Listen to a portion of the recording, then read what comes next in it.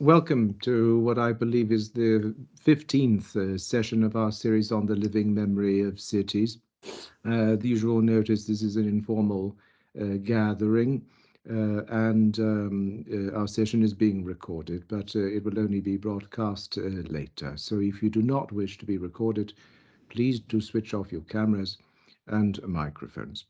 This is the beginning of our last season on the memory of cities, which we've been organizing with London Met. All are very welcome, so please do check the program we have online.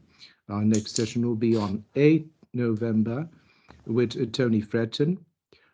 Tony's presentation will include 3 rural buildings, and I believe those will offer us an interesting contrast to our reflection on urban fabric. So 8th November.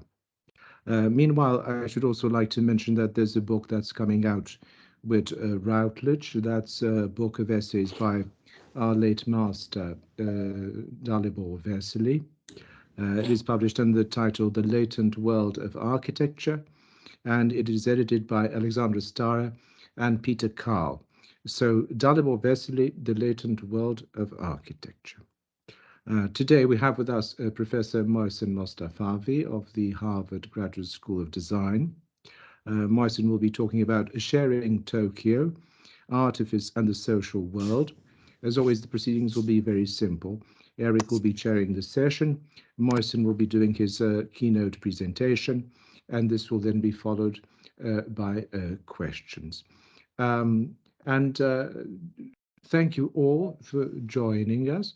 Also, thank you to Joanne Gold and Duncan MacDonald and the graphics team for their help with the web page and the program. I believe Matthew would like to say a few words on behalf of London Met, so please do go ahead, Matthew. Thanks very much, and welcome also from us at London Metropolitan. We're really thrilled to be entering the 3rd season of this collaboration with Eric Parry Architects, and particularly through José and the team. It's great also to be welcoming Mohsen today to give our keynote in this 3rd series, in this 3rd season. Just a couple of things about the series itself.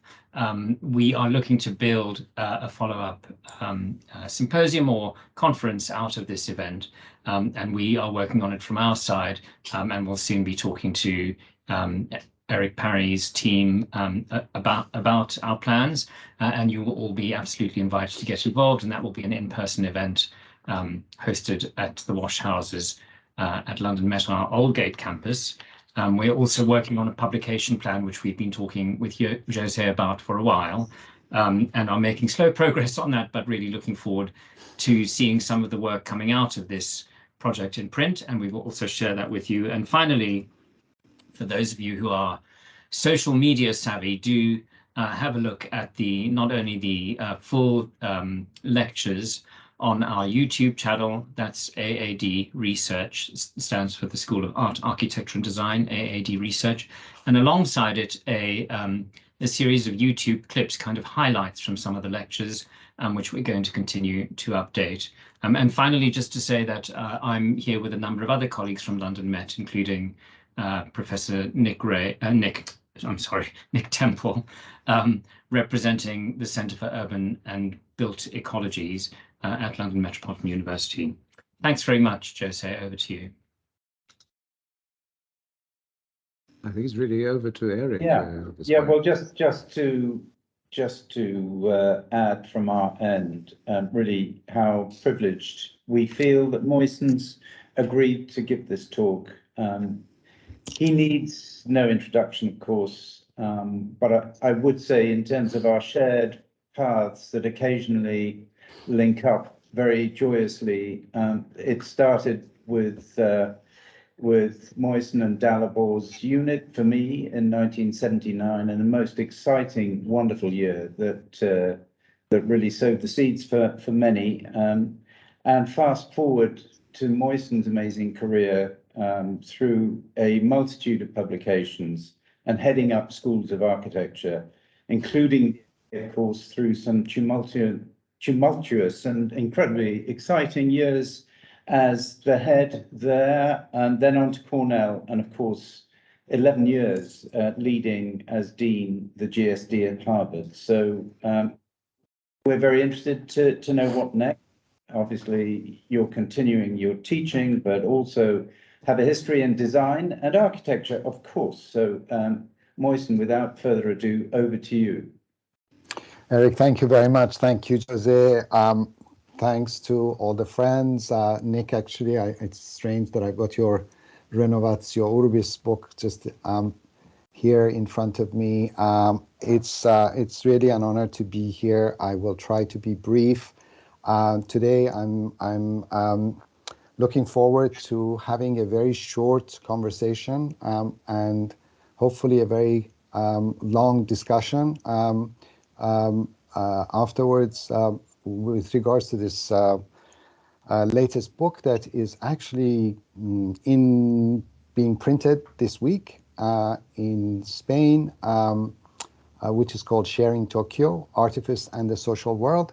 And I just wanted to take a minute to give you a little bit of a context that this publication and another book that has just been published by a London-based publisher called MAC on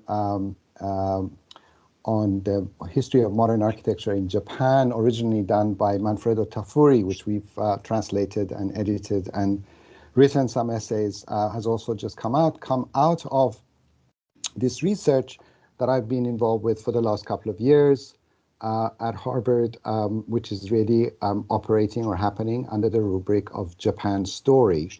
And as a faculty member now at the GSD, I teach courses and design studios, and a couple of my courses, a seminar and the studio is focusing on Japan. And you can also see the result of some of this work on our website, which is called japanstory.org, where we have conversations, interviews, but mainly we also do a lot of design research. We basically try to unravel or discover the history of Japan through drawings. And so please have a look at this website, as I said, japanstory.org, and you see that we deal with pedagogy, conversations, writings, questions of translation, music.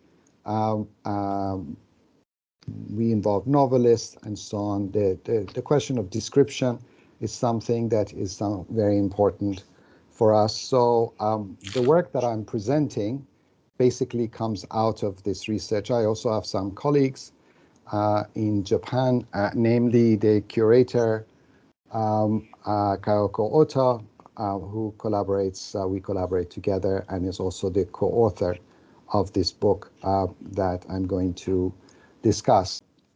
These images that we have, this website called japanstory.org, and these are some of the sample pages, so you'll be able to, if you wish, to look at some of this material. These are examples of research drawings that we conduct to basically analyze essentially a kind of archaeology of the city. One thing that's surprising, and I didn't really know this until I started doing the work a few years ago, is that there are remarkably few publications on the history of Tokyo, especially the more recent history. Maybe there are a couple of books.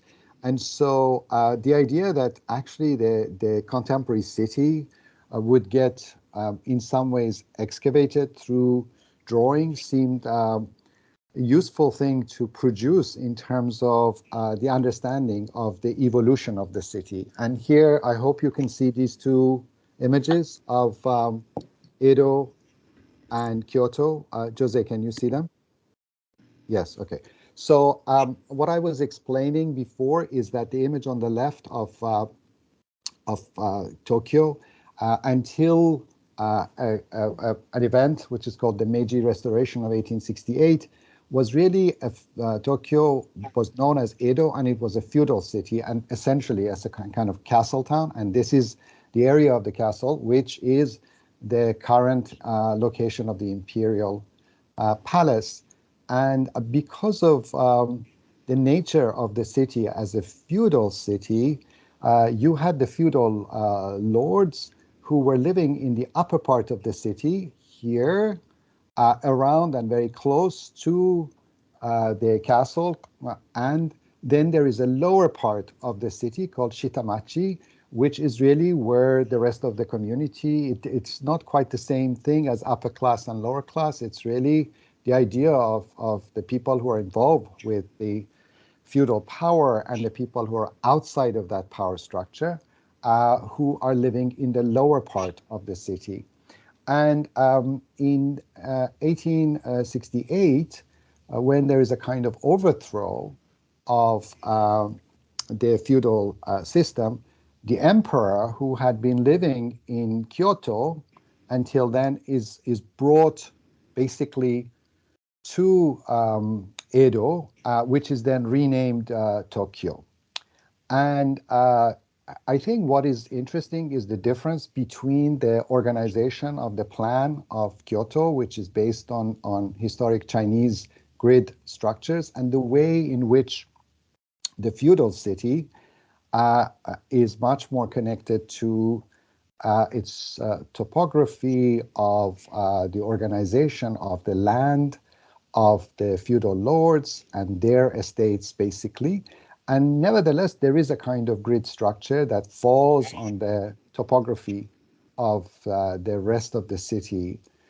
But in terms of the theme of this series, what is interesting is that there is essentially the idea of the contemporary Tokyo operating on the palimpsest of the feudal Edo, and that there is essentially a kind of continuity of the spatial structure of the city throughout the ages. And this is something that, in terms of the living memory or the memory of cities, this notion of the multiple layers of the city is something interesting.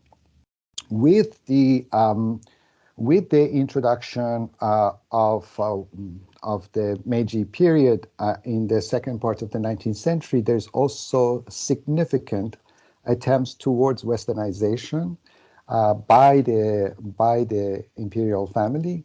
And just to give you one example is this image, which is linked to the creation of a development by the Mitsubishi company called London Town.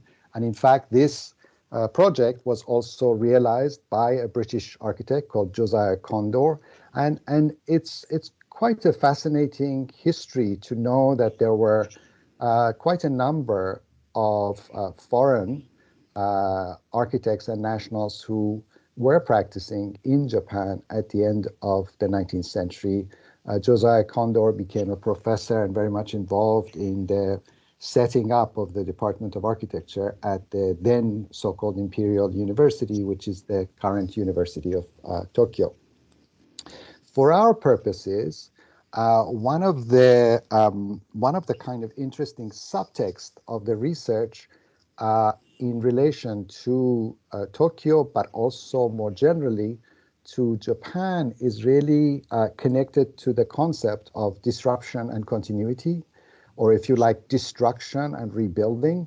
And these are some of the thematics that we have been dealing with throughout our work to kind of understand what happens when you have an event that destroys the city or part of the city, and what is the nature of rebuilding that occurs. And that's the Great Kantō earthquake, which was in 1923.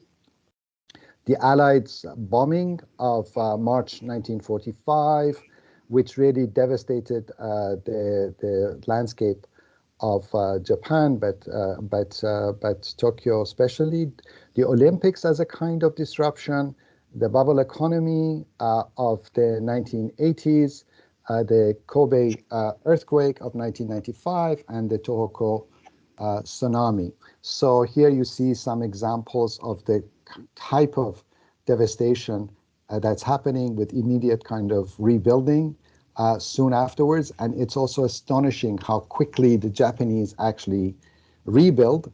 But this rebuilding with better materials and more advanced systems is often something that relates to existing patterns of development.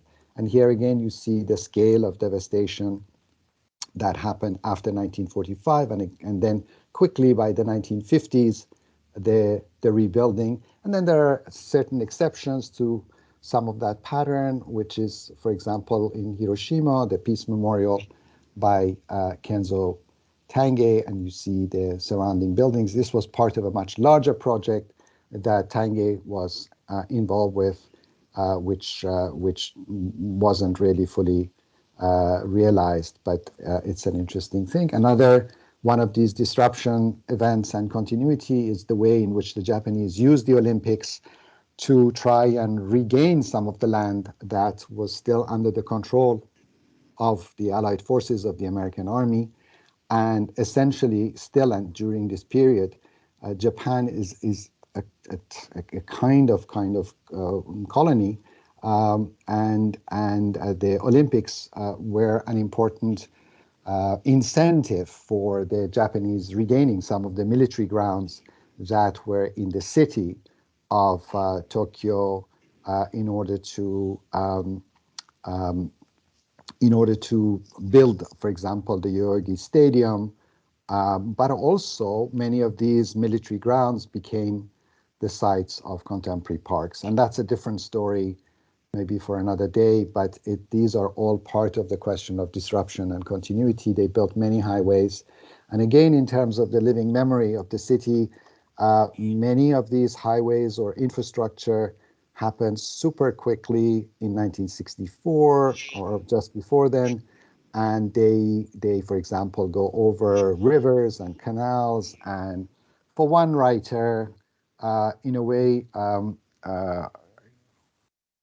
he sees Tokyo as a sort of version, analogically of Venice, and the way in which there's also a sort of hidden Venice underneath many of these covered up canals and which are covered by highways and so on.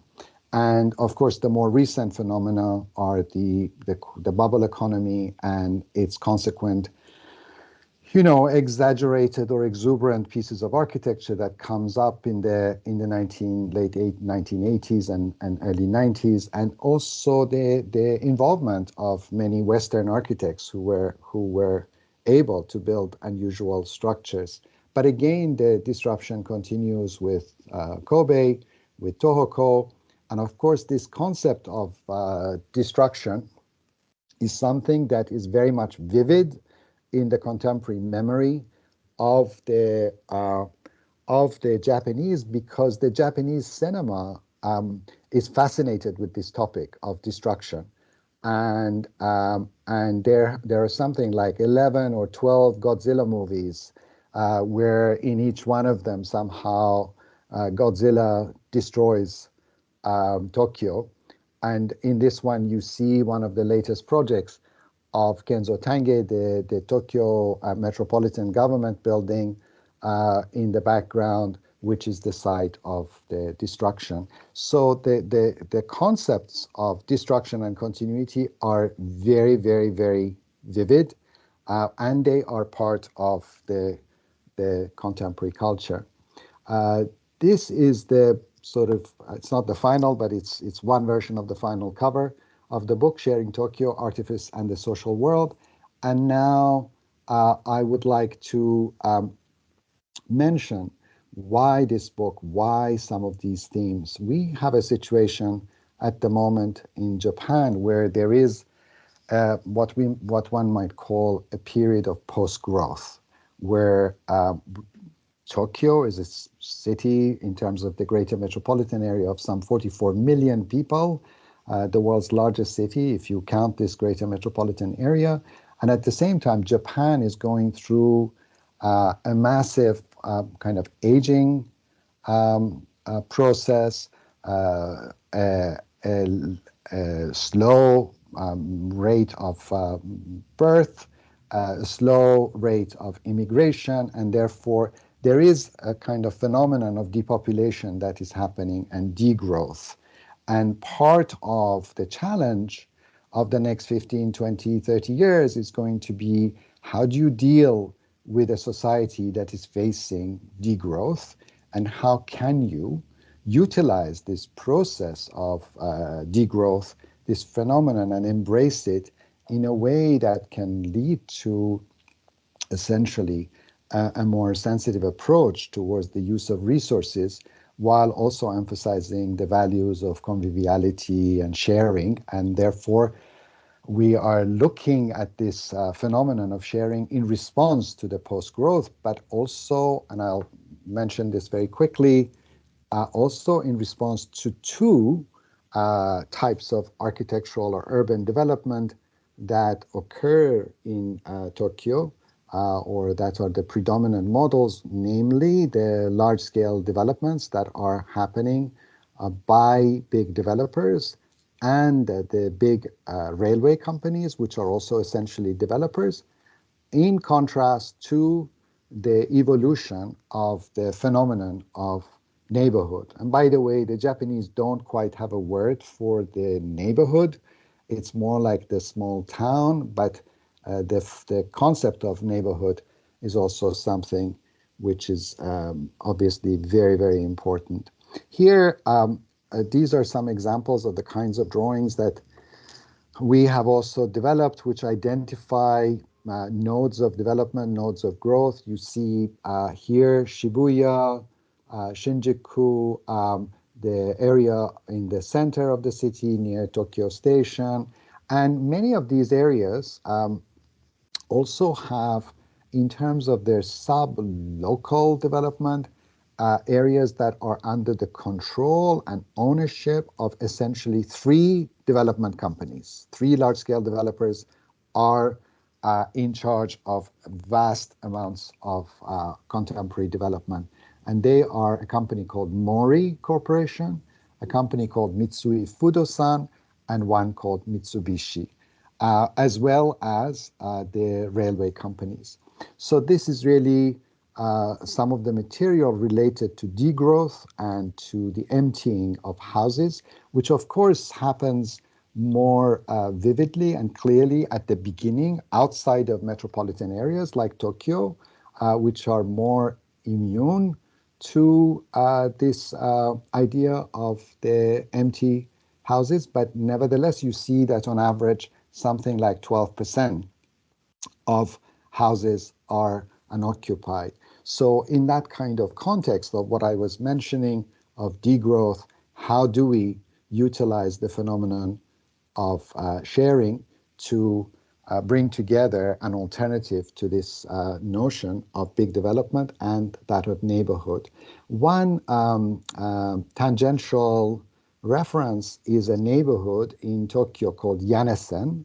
It's a made-up name because it comes from the joining of three smaller neighborhoods to create, in a way, a new neighborhood identity, which was done by a group of women who organized a newsletter and tried to rebrand basically their small neighborhoods to become a place that would have a very distinct identity, would then open itself up to tourism, but for the local community also a kind of sense of community.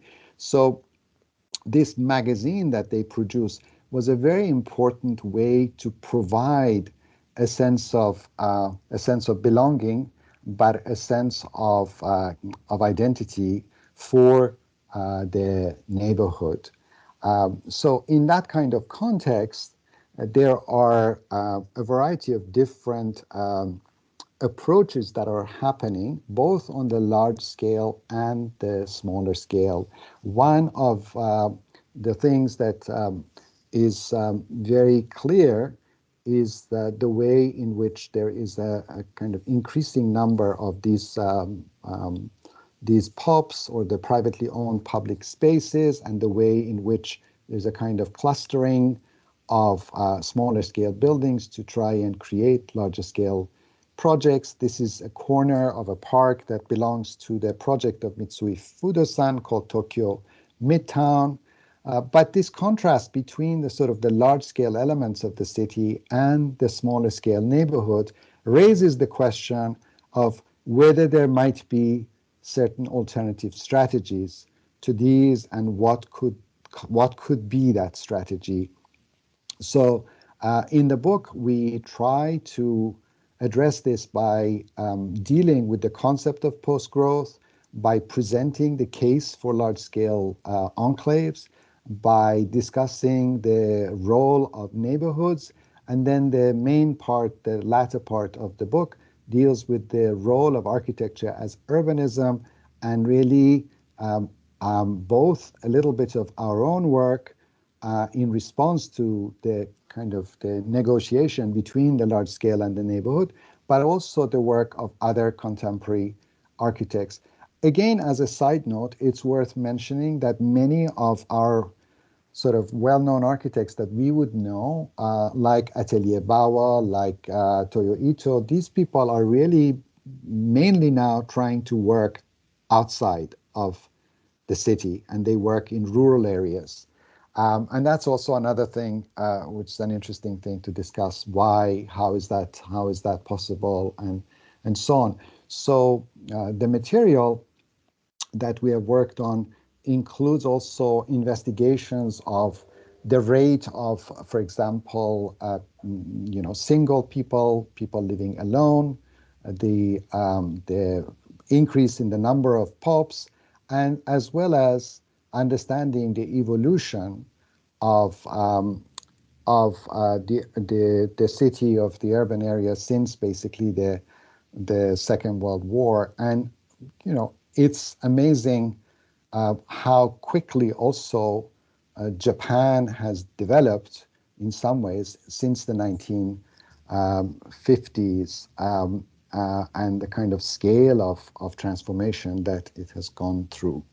In this process, I've also been very interested in alternative strategies towards the question of urbanization. For example, these are, I'm going to show you a couple of drawings by an architect called Takamasa Yoshizaka, who worked with Corp, but also was very involved in a theory called the theory of discontinuous unity, of trying to understand the role of nature and the role of really the laws and autonomy of natural systems and the way in which they could be applied to our contemporary work. So I think he also invented, in a way, new conventions of drawing representation, which are very interesting. And he was also very committed to the idea of a sort of redistribution of activity and the kind of cultural dynamism of a larger part of Japan by sort of trying to resist everything happening in Tokyo. And he worked, the drawing that I showed you is for Sendai, and how this energy could be redistributed. Nevertheless, there is phenomenal development that is happening. At least it was happening very much instigated also by the Olympics. But right now we're also going through another small transition period, which would be interesting to see what's the consequence of that. This is an aerial view of this project called Tokyo Midtown. You can see the size of it is quite massive. This used to be a garrison that then the government sold. Normally, the way in which urban development happens in Tokyo is through the very slow and very patient accumulation of individual parcels by developers that might take something like 20 or 30 years. This is one of the very few instances where a developer was able to purchase a massive tract of land in the heart of the city and to then develop a project, which invariably happens as a result of collaboration between one of the two large Japanese firms and European or American architects, mainly American architects who have been the master planners, in this case SOM, David Charles and Mustafa Abadan were the master planners for this particular project. And then they also provide some form of public space, because there was, in fact, some green space that is given back to the city. So understanding these spaces that are given to the citizens and how they can be shared extends to the more recent experiences of COVID and the pandemic. The central part of Tokyo in Marunouchi, which is being developed for the last 100 years or more by the Mitsubishi company, has, for example, during the pandemic gone through certain transformation where people reoccupy the street, produce urban furniture, cars don't pass through it, and essentially these commercial landscapes become something different.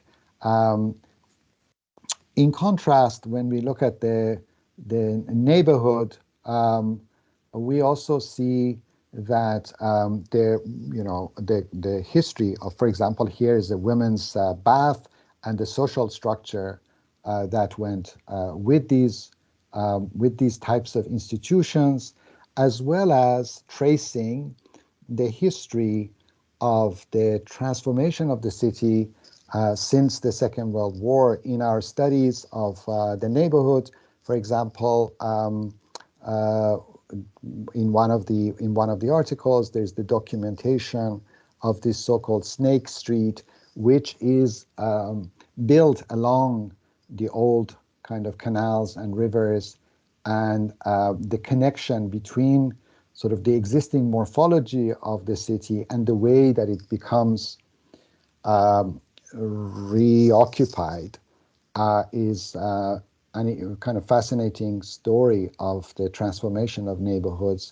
Another example of these is the so-called black markets after the Second World War, which were set up because of the shortage of food and resources, and they were selling anything from kind of, illegal goods to bread and meat and things like that.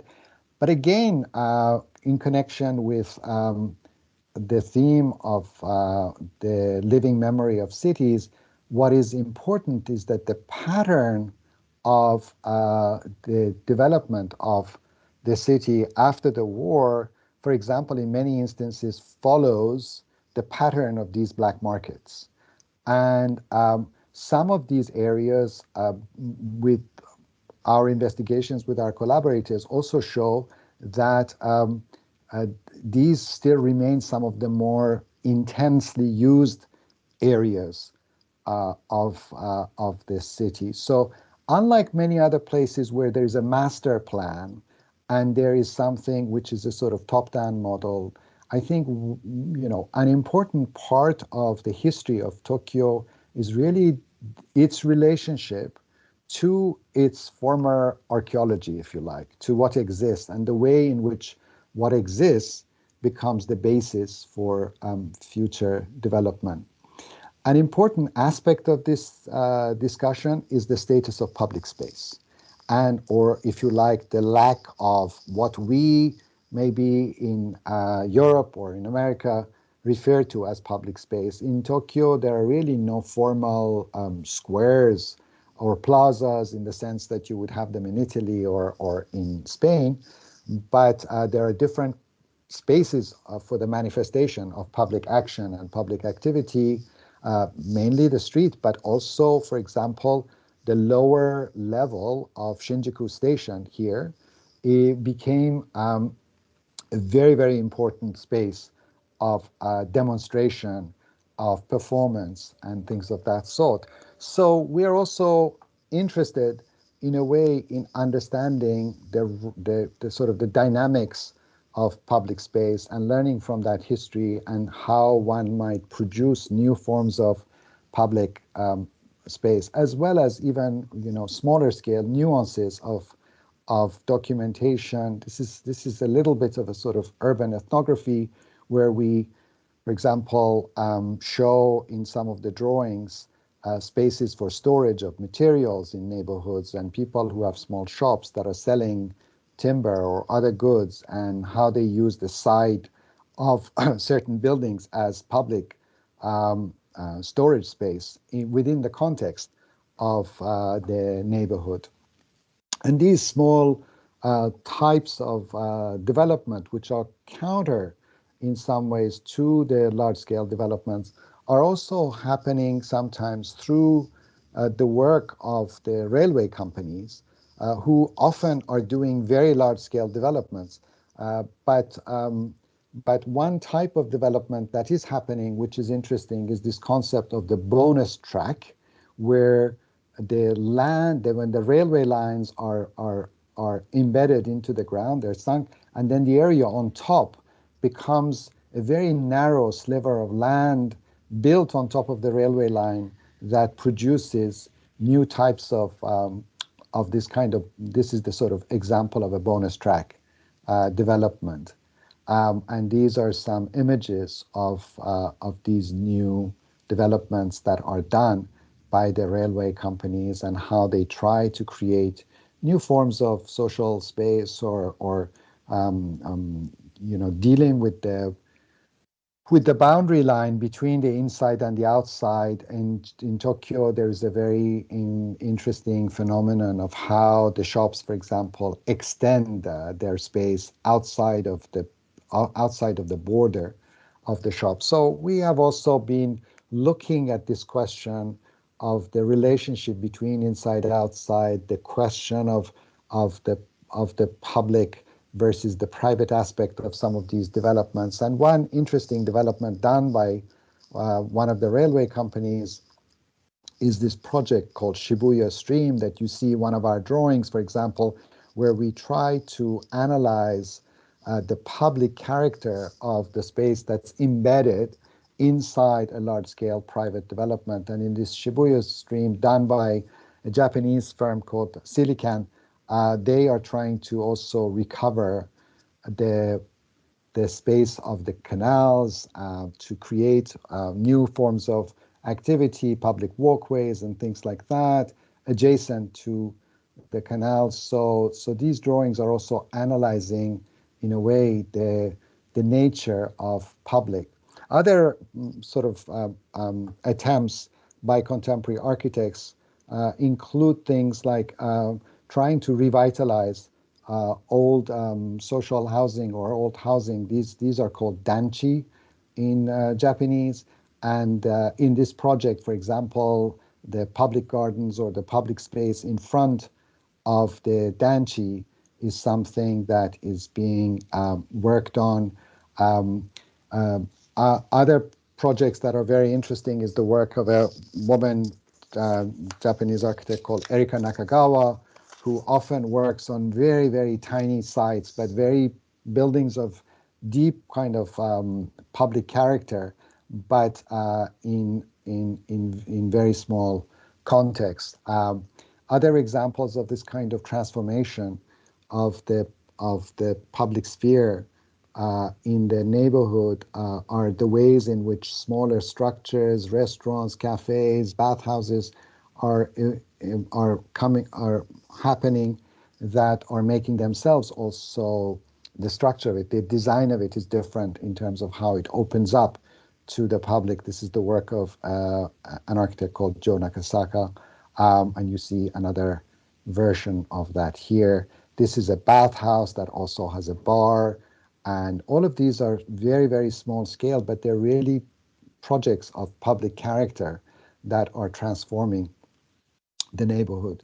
In terms of some of the work that we've been doing, these are a couple of images from a studio last year, which looked at the area of Tsukichi, which is the old fish market of Tokyo, which is now moved outside the central part of the city.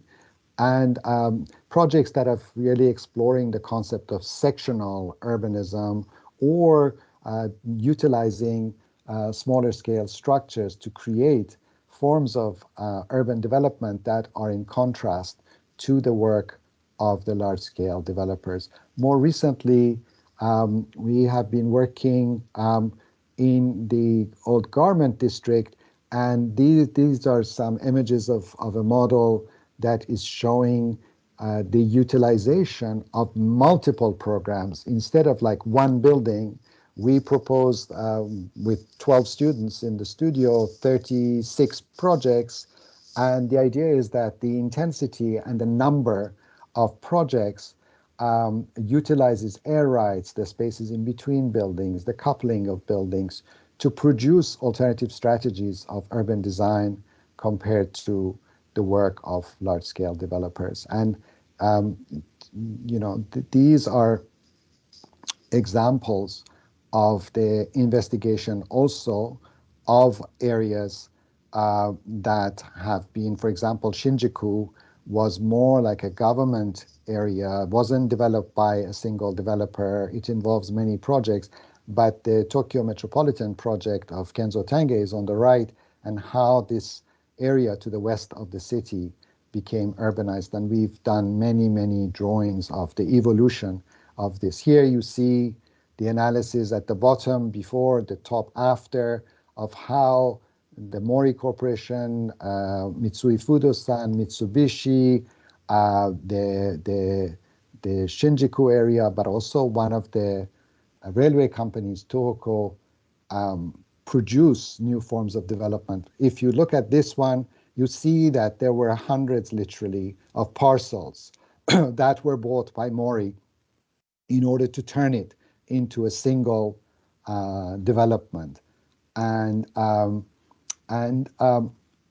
this is obviously a longer kind of story of the way in which then there are other types of intervention that are happening in the city, like these smaller scale projects and buildings like a wine lab that is happening. But in the interest of time, I'm going to go through these and just show you some images that allow us to kind of think about the city of Tokyo and this contrast between scales, and the idea that in between the large scale and the small scale, 2-story, 3-story scale of the neighborhood, there may be another way to think about the city as a city that can be shared by all.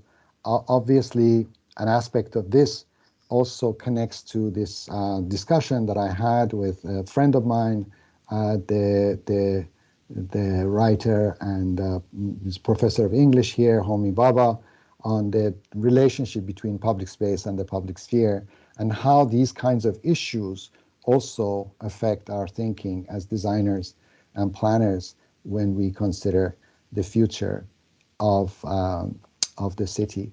And I finish with this image of Maurice Holtbach for José, because and Eric, I suppose, because of the link to the living memory of cities, because I think that Halbach was someone who was very interested in the notion of cities and the concept of memory, or the idea of collective memory, linked to the physical artifacts of the city, and the relationship between the physical artifacts and the social interactions of the city. Many of his interests were linked to this notion of commemoration, the role of memorials and monuments.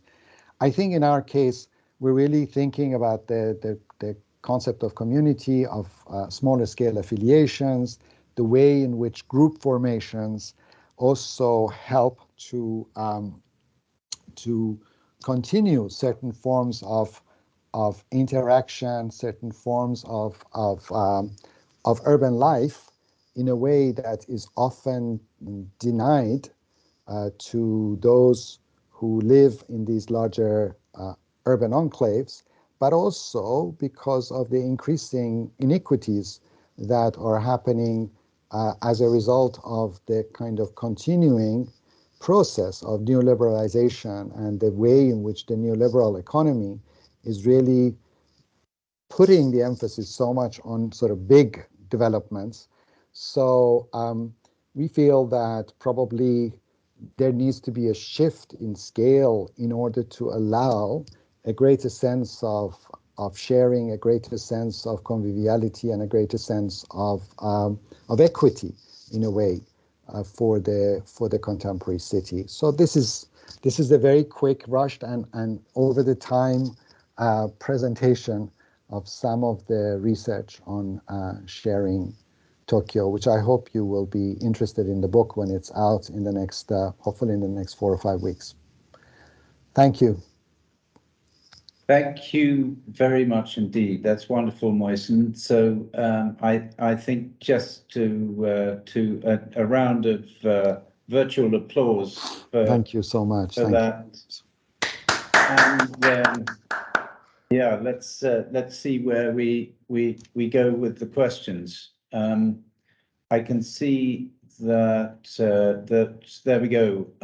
Lee Higson, would you like to open, please? Thank you.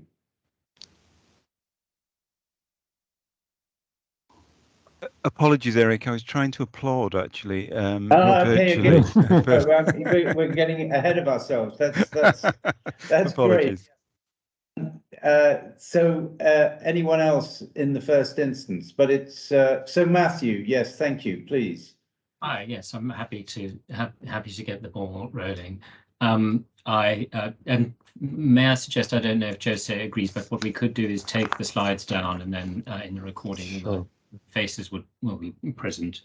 I think, and you said, Mohsen, it's an honor to finally be able to have a conversation with you after having pored over the architecture and continuity catalogue, which we all knew when I was a student, and I was very happy to be taught in that tradition.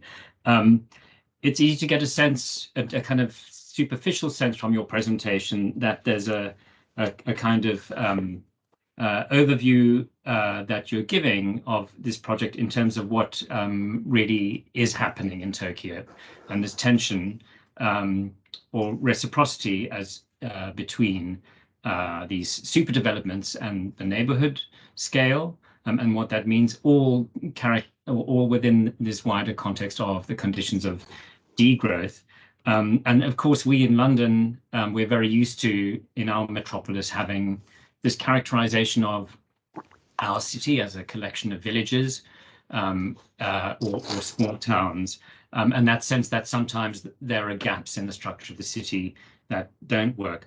But one of the things that I was very interested in hearing about your project, and that somehow crept through some of the things that you hinted at or didn't say, was how it was possible in this project to bring a real conversation into being, or a real research project into being, when many of these interests, or the way that they approach even the question of research, would be very different. So you've had scholars on board, students, no doubt developers who want to protect a lot of their interests or information in how that knowledge is shared and made. And it seems to me that a key to the project has been how to express or make possible that shared ownership over the project, so that everybody gets something out of it. I'm just wondering how what the flavor of the exercises and activities was that you used to make the project. We're familiar with the idea of setting a student project in a kind of context like Shinjuku or Spitalfields, but this is a more expansive project, and that no doubt had some very interesting levers to make it possible to make the research of value to all. I wonder if there's any insights you could share about that.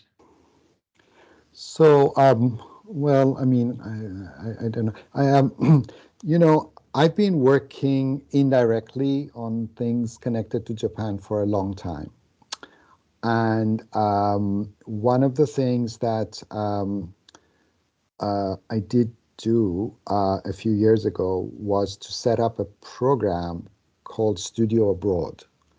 And this Studio Abroad involved sending a dozen graduate students to a different part of the world for a whole semester, for like 3 months. We could, for visa purposes, we were limited to 90 days. And this was partly to try and find a group of people who could be, base somewhere else, as opposed to us just doing a studio and just visiting for a short period of time, to actually be somewhere else, be much more engaged culturally and things like that. And at the same time, it was intended for us to be able to work collaboratively with some of the world's kind of leading practitioners, who, when we invited them to Harvard, they could come once every 3 weeks or something like that, or sometimes not even that. But if they were located in someone's office or close to them, they could see them not every day maybe, but at least a few times a week. Anyway, this is a longer story, but Herzog and de Meuron were one team, OMA were another, and Tokyoites was the third one. We did involve other people in Berlin and in Paris and so on, with like Lacaton Vassell and so on. This is going back a few years. But in Japan, what was interesting is that we got to work very closely with Ito, and we did a series of studios, mainly in an area called Omishima, which is south of Japan, and it had to do with the concept of revitalization of rural territories. This is all way before the countryside exhibition and things of that sort. But I'm saying this is because these mechanisms enabled us to also have events and conferences in Tokyo, and to work with a lot of architects, and to also get to know a number of the larger developers. So, for example, we talked about the 3 developers, but there are also 5 construction companies in Tokyo, which are the dominant 5 construction companies, and working with some of those people. And I think that part of the response to your question is really that there's a long kind of gestation period over many years, involving conferences, events, conversations, publications. So from each one of these studios, with Ito, with Ishigami, with Su Fujimoto, these people, we also have a publication. And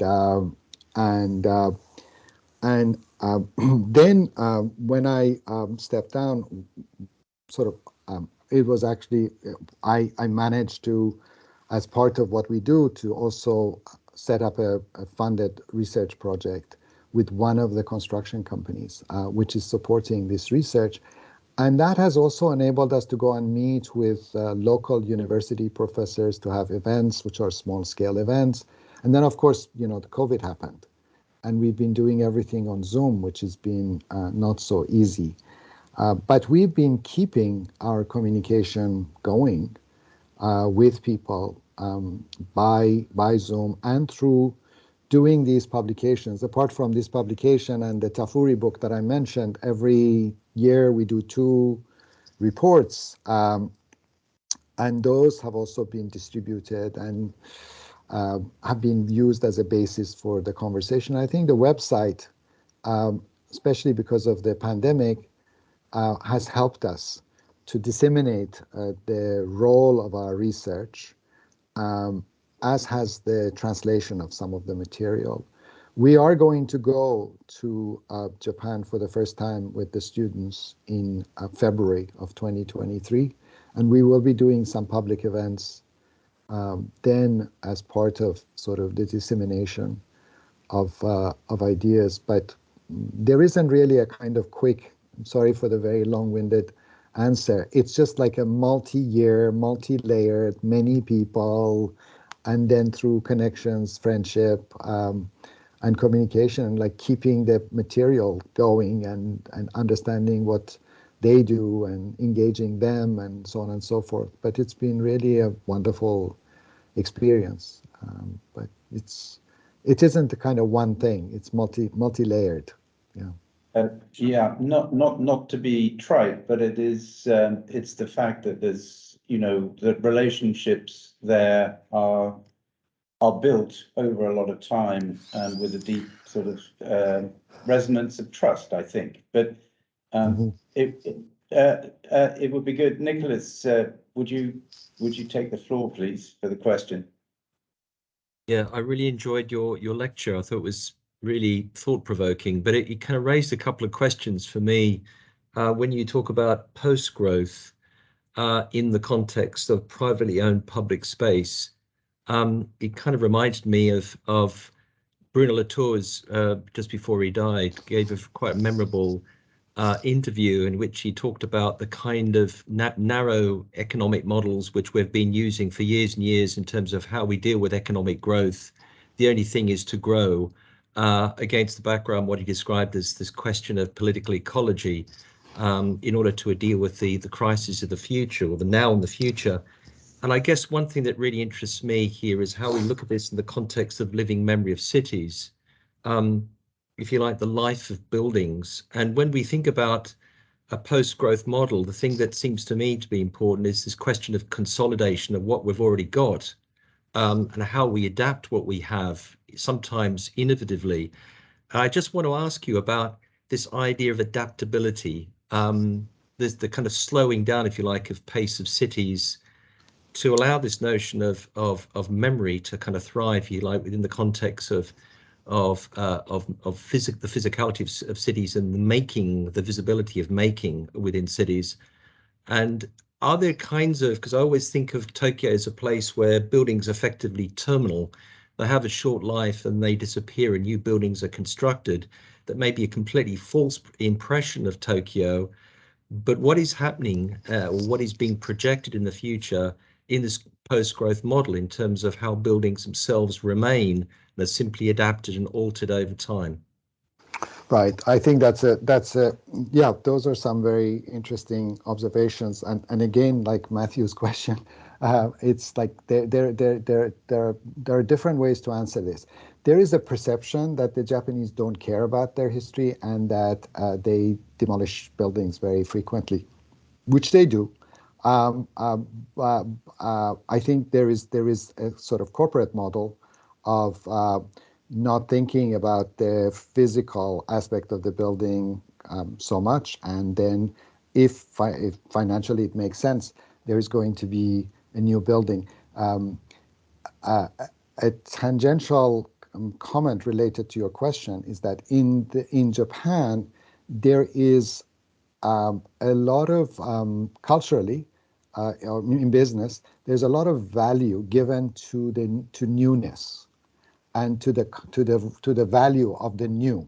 So many big corporations and companies, they might be in perfectly nice offices in very nice parts of the city, but if you go to them and they are, in terms of branding, they are high, they're up there.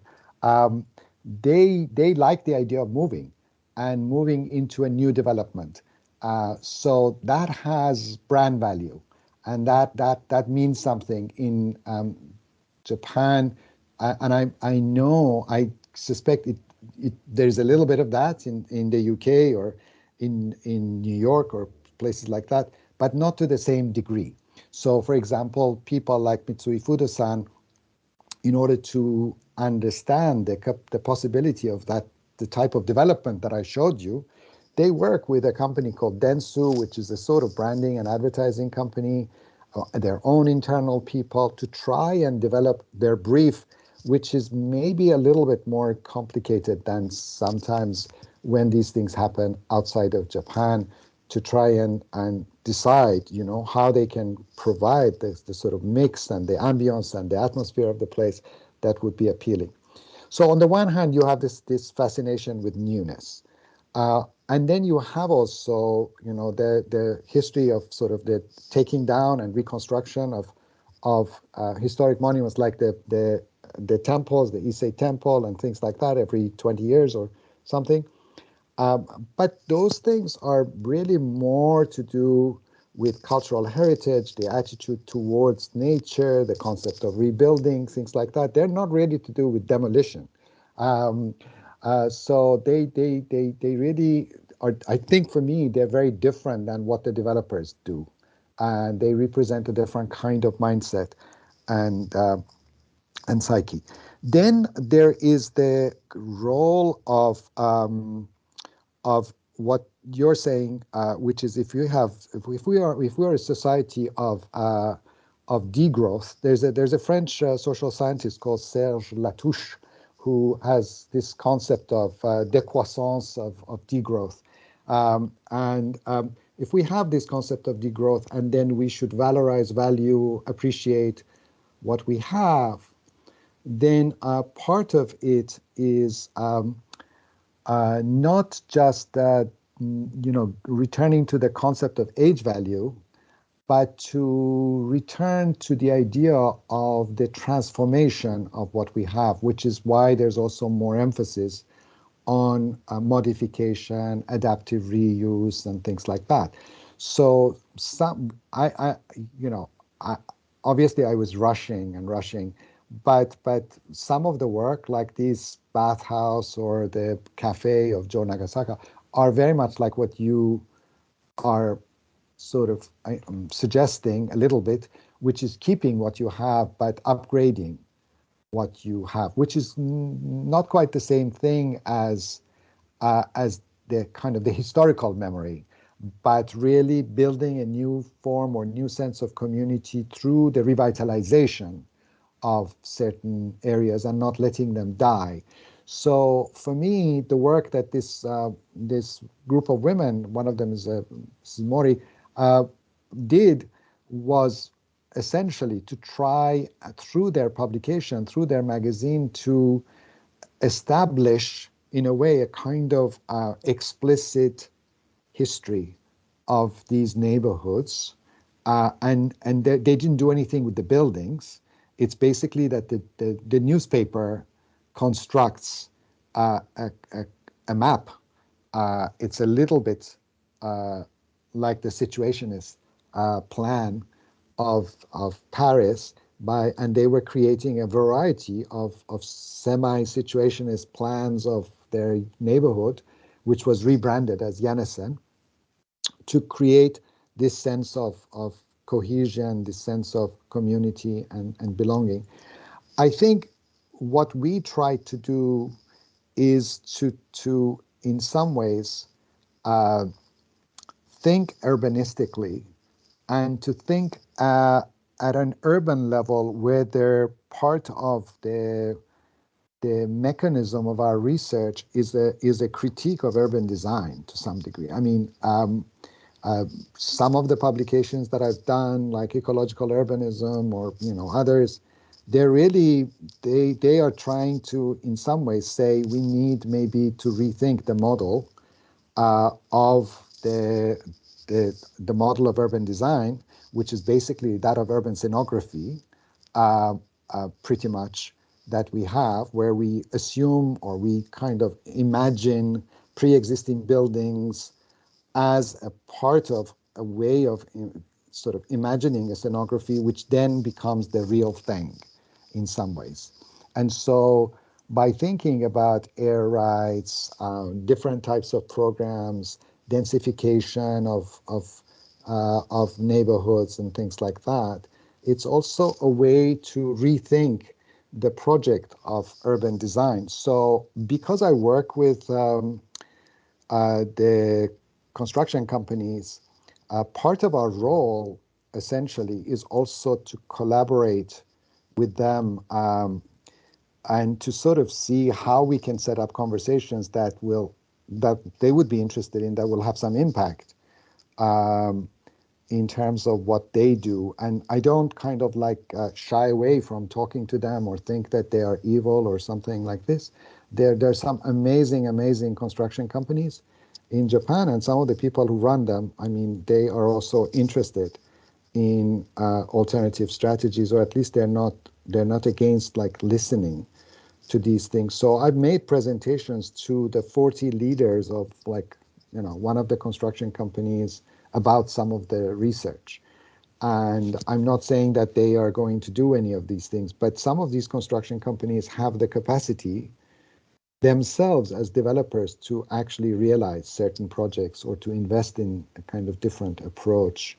So so this is why I was also ending in a way with Maurice Halbwach to just kind of say it's not so much about the sort of like super preservation approach, but a kind of respect through modification and all of that. And then to also see what we can learn from this, within the context of the academy, because I think we also, I mean, here at Harvard, the program, the master's in urban design, was started by José Luis Sert. And in some ways, part of the question is also like, so what's after? I mean, like, what's the status? Because in the UK, you had Liverpool, civic design, then urban design here. And how do architecture schools deal with the urban question? So it's a little bit like that. And people like Bruno Latour are obviously interesting because part of their the whole discussion of ANT and the kind of network society is that we refer to the artifice and the social world, the thing, the object, and the social world, by which it's not only the social relations, but it's also the network of relations and the degree to which the virtual or the invisible is also part of this discussion. It's never easy. I haven't really found a good way of dealing with that and the visualization of the kind of physical virtual interaction, but it's something that we're very interested in. I'm very interested in. I just need to find also a better way of kind of dealing with it in the context of the studio.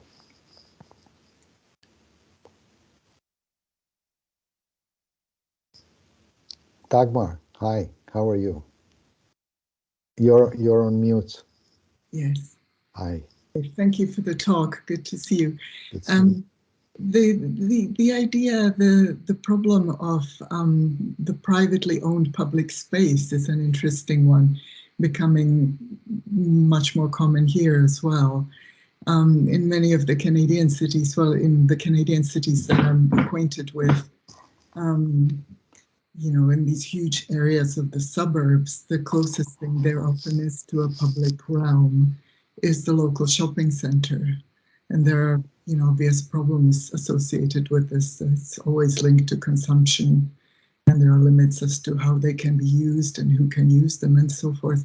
I'm just wondering in Japan how this is playing out in the culture there and whether there are similar problems. It sounded much more interesting when you alluded to it.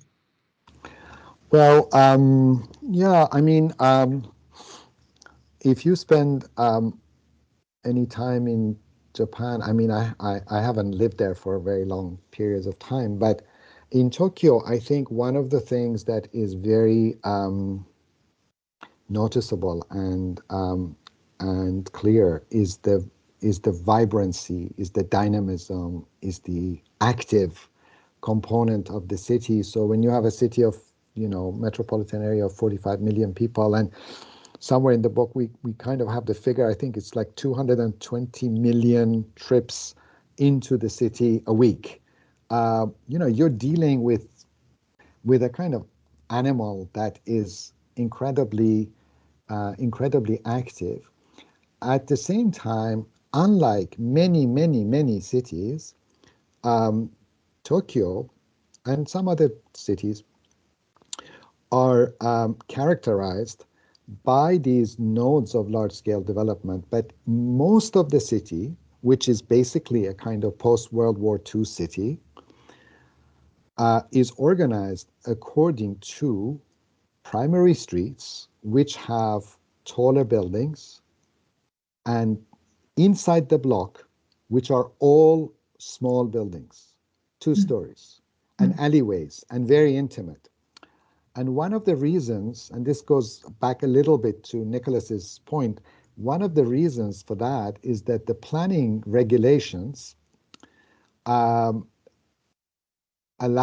development, or the size of development according to the planning regulations is contingent on the width of the street. Mm-hmm. And therefore, if you have a wider street, you get taller, bigger buildings around there. And when you get inside the block, because the streets are only 3 meters wide, or sometimes 2 meters wide or something, then you're not allowed to build taller buildings. Therefore, everything remains shorter and smaller. This means that in many parts, you have new buildings, most of them built with these, finished with these white tiles, like a bathroom tile that, you would have, very washable and things like that. It's both kind of modern and a little bit outdated. And then, but once you go behind this block, you basically have like an old world. You have the world of intimacy. You have the world of a kind of little village. You have the world of little cafes and tiny houses and small buildings. And the value of those is often much less than the things that are new. So I think in terms of public, one thing is that like everywhere else, the shopping malls and the streets and consumption is the place. And the Japanese also are, sometimes you could say, they're not necessarily against consumption. I mean, the idea of kind of like being in that realm is something that is part and parcel of sort of living in the city. But on the other side, these smaller scale communities and things like that actually provide an interesting contrast to the world of the market, to the world of the street, to the world of kind of the consumption, which is an interesting phenomenon. The other thing is that because of the size and scale of the city, food is a big thing.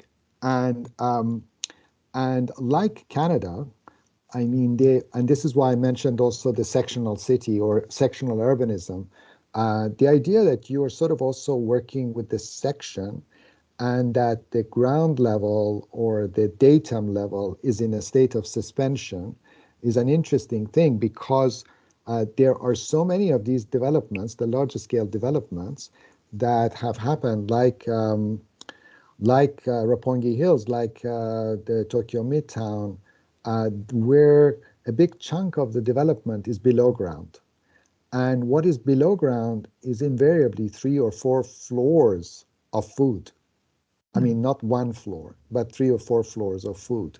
And all done according to kind of different type of restaurant and interior design and things like that. And that also produces a different kind of public space. It's a space of consumption, but it's slightly different than the way in which some of our normal kind of malls and branded shops and the same shops and things like that occur. And then the last thing I would say is that the introduction of the American master planners has actually brought some of these things like the plaza into the Japanese public space as well. So SOM, did this development, but they were also kind of thinking a little bit about their reference point is Rockefeller Plaza. And David Charles was also designing the Times development at the same time. So behind or next to this tall building or the main high-rise building of their structure, they also have a kind of plaza. And they've introduced this kind of public space, except it's a very commercial public space. It's not the symbolic public space of the plaza, which would be part of the history of the European city or the Mediterranean city and things like that. But that is also coming into Japan more.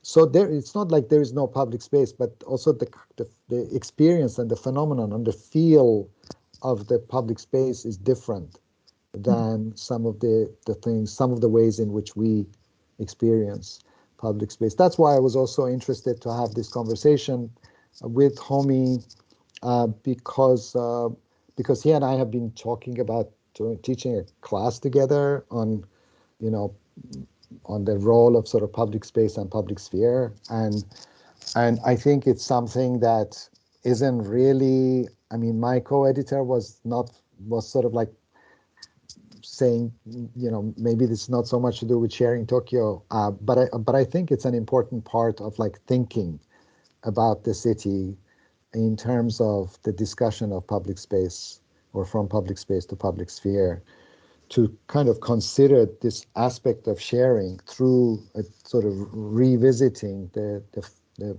status of the public sphere and how it might be represented. Like the little shop, the little cafe of Joe Nagasaka, by just simply opening the facade, you know, there is an ambiguity in terms of the transition from the inside to the outside, and the way in which that kind of the pavement becomes a new kind of public space, not of just transition, but of some form of staying, people hanging around, which we're very used to, you know, with European bars and cafes, or even the pubs in Soho, you know, people just kind of enjoying being on the pavement much more than sometimes they are inside the pub, you know, so. And what about the role of temples and their relationship to public space? So I only know Kyoto slightly, and I remember the temples were actually not really connected to the main, what one would call the public streets and so on, public spaces. What's that like? And how prevalent how prevalent a role does religion still play in the city today?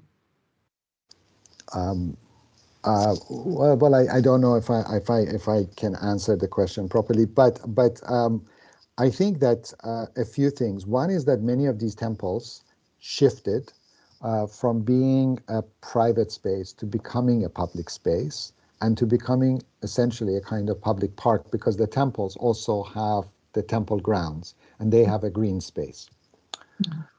So that has had an impact in the last maybe 40, 50 years. The other thing is that, like, for example, in this Yanasen neighborhood that I mentioned, there are some temples, and the temples are actually adjacent to the street. So you can see through the garden, the temple, and you can walk. So they produce a little bit something akin to the phenomenon of pocket parks in New York, in that they are a space of reflection.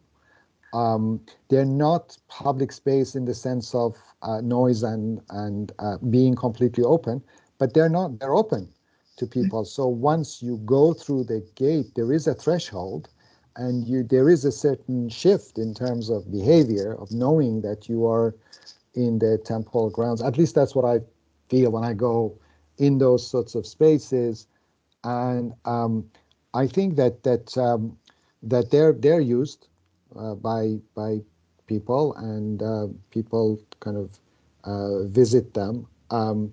The idea, I mean, there are still, when you visit the temple, I mean, there are a lot of people who are participating, who go to these places, but I think that but many of them have become more connected with sort of everyday life, and with people being able to basically go from the street into the temple grounds and so on. But when you study the history of Japanese parks, because the Japanese parks are also a new phenomenon linked to, I mean, it's part of the discussion of public, but they're also a relatively new phenomenon, because most of the public spaces of Japanese, like Tokyo parks, are many of them are new. Many of them are these military grounds that where the easiest thing for the government to do was to turn the military grounds into public parks.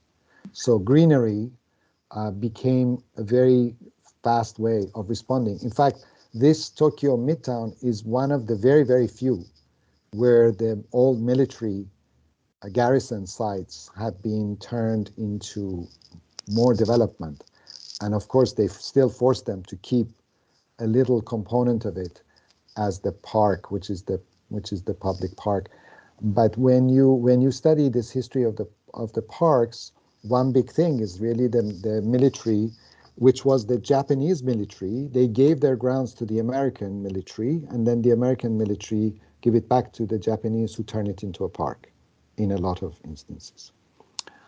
And then you kind of read that one of the ways in which this public space was created is, the feudal homeowners, the warlords, their gardens were very big and they became public space, they became parks, and that the grounds of some of the temples also became kind of public space. Those are some of the categories of the smaller scale public spaces. But the most interesting thing, frankly, which is not so common in the States, maybe one thing is that in the book we really document a lot the way in which nature in the city is taken care of by the citizens, by the inhabitants. So even though the houses are very small, you see this, like each house might have 5 or 10 pots of greenery outside, and the homeowner takes care of this. This is like in the context of narrow lanes and streets where there are no public parks, because like Tokyo has 1/3, I want to say, the number of parks as in London. So very few, comparatively, very few parks, but there is phenomenal appetite for nature, which is just represented through, maybe these tiny pots that are there, or the idea that the homeowner would throw water into the side street and wash. There's a kind of ritual cleansing that is happening. And all those things are still very much part and parcel of sort of what's happening pretty much on an everyday basis. So how nature and water are present in a super modest way, very different than how we might know or expect. And we've tried to present that or keep some of that through photography in a way in the book. Thank you. I think the other component is cemeteries, actually, because there are some amazing territories of cemetery associated with temples or otherwise. Independently. Anyway, no, it's true. It's absolutely, and people visiting them and all that. Yes. Philip, please. Yes, hello. Thank you very much, Mohsen. Can you hear me? Hi, Philip. Hi. So Hi, nice to see you. It's so nice to see David and Peter and everybody else. So nice. Irene. I'd like to ask you a kind of general question, which is through all these years that you've been working on this and going to Japan, and also you mentioned the other cities that you sent the students out to for a whole semester and so on, that whole program. What was the ambition or the intention of those things, and how has that changed in time? So, for example, is it when you say sharing Tokyo, I'm thinking of obviously you're talking about the shared space and public space, and you talk about that a lot, but also this whole research project is a kind of sharing of Tokyo to us and to the as a knowledge, as something that we can learn from. It's a bit like Venturi's learning from Las Vegas. Like it's kind of like, here's something quite foreign, and a lot of the culture and ways of thinking is another way. And what can we learn from that as architects or students? So my really question is, what was the pedagogical ambition or just the ambition, research ambition initially, and how has this? And my second part of my question is, always when we go somewhere else to do a project with students, or when we do it as architects, there's always this, you could call it a problem or an issue about an imperialism, I guess you could call it, in its worst sense, which is coming there and thinking that we have the answer and not listening to what the people know already. Yeah. And what I liked a lot about your presentation was that you were really looking very carefully at the history and the culture and the ways of life that the Japanese have and have had, and you're presenting this as a research. But so, do you understand my question? I hope. Yes. Now it's the kind of question that would be nice to answer, over a glass of wine or a coffee or something like that, because I think it's a longer thing. When I first started, I was just fascinated with Japan, and I didn't want to miss any excuse to know more or to feel more or something like that. When I was a little boy, which is a long time ago, my father had a Japanese colleague or collaborator and things like this,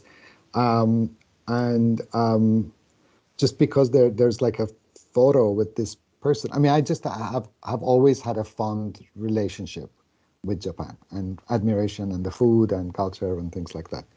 At the same time, that it's one of the harshest places, maybe, for women. In many ways, it's also problematic. It's not like all hunky dory. So there are issues, but I was always interested in that, and then it was more to do with having a few friends and kind of collaborating with them, Sejima, Toyoito, people like that, and I kind of I was doing some writing, like things of that sort, participating in juries. I was the jury person who selected or helped to select the Toyoito's opera house. So there's a lot of friendship, there's a lot of relationship and things like that. And that's to do with just my interest in Japanese culture. But this is more like wanting to learn, not having a kind of agenda. With Ito, I also was interested in his work, and we have been friends, and I was writing for him as well. But then when the Tohoku tsunami occurred, there was a way in which a group of architects started to go more towards rural areas and society to deal at a much smaller scale with community and with community building. And this is something that's interesting, and it's sort of on my horizon a little bit, but that's why I was very supportive of us doing these projects in Omishima, which is also different than the projects that, let's say, Sana and Tadeo Ando did, where they are working on these islands, in the Seto Islands, and they use tourism and art for tourism to deal, if you like, with the revitalization of these islands. So with Ito, the emphasis was on the revitalization of agriculture and bringing people through wineries and things like that. It was more to do with food and agriculture rather than art as a way of revitalizing the city. And I think I learned things from that. I enjoyed that experience, but also when Ito stopped working with Sufujimoto, like in smaller scale neighborhoods and things of that sort.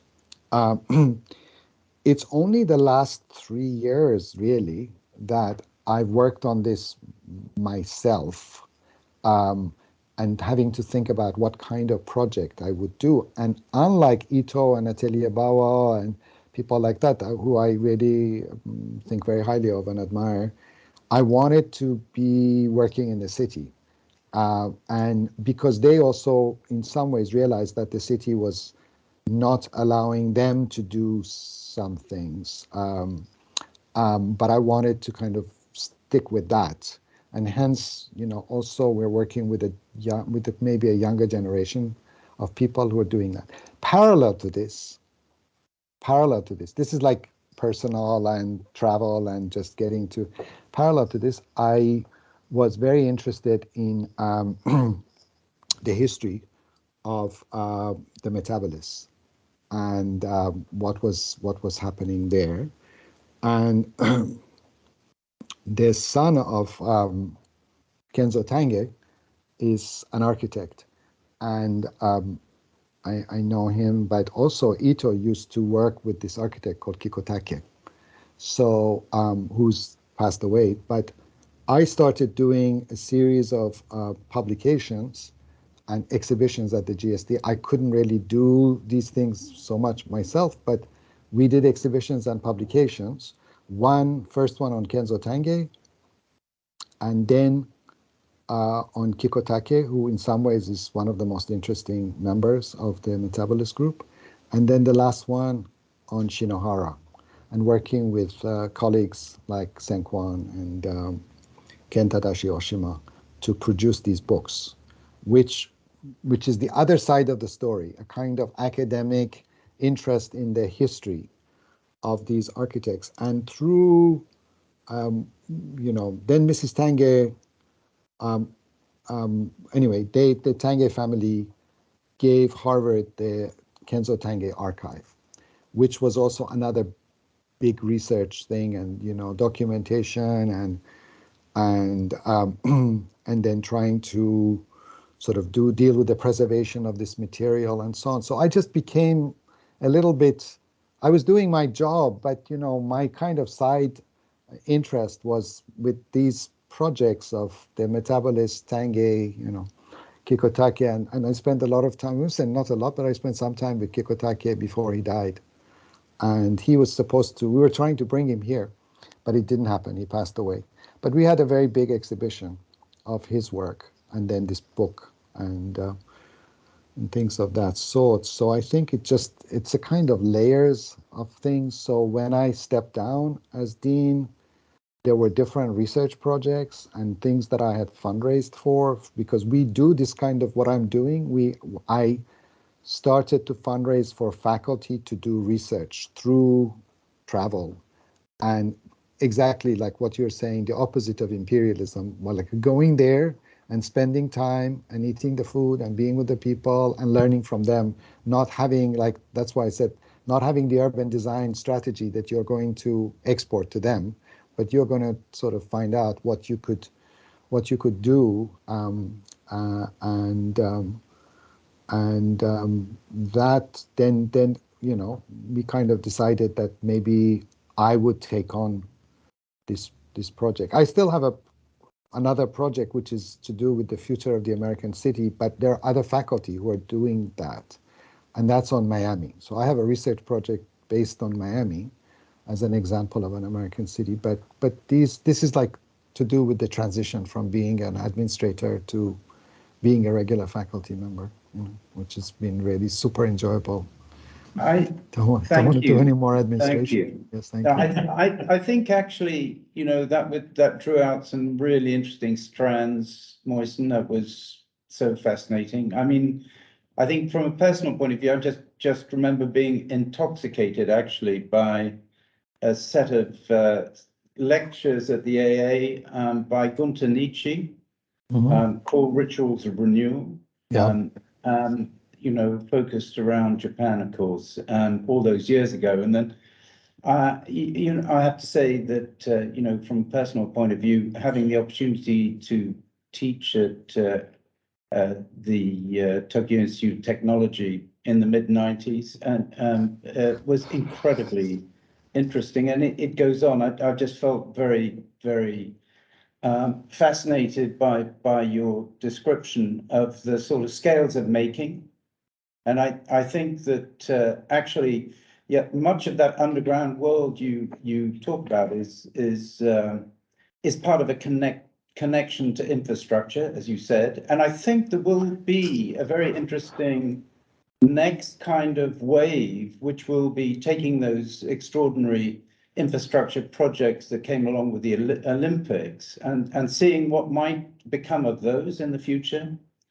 Do the rivers re-emerge? I know those are conversations that are going on, and so it's going to be very interesting to see between the scale of the of urban infrastructure and the instinct for the huge, you know, in Japan, along with the very small. That there will be another wave of renewal of a very interesting urban kind. But I think we've now run to an hour and 40 minutes, and I'd love to keep it going. But I think the next time is perhaps when you're here and we can share time with a glass of wine. But it's been incredibly, you know, beneficial to hear you, and I think the questioning drew out some very interesting possibilities. So, Mohsen, thank you so much, and it's so good to be with you. Thank you all. Thank you so much for being here and for taking the time, and we'd love to see you soon. Yeah, thank you. Thanks, Eric, for everything.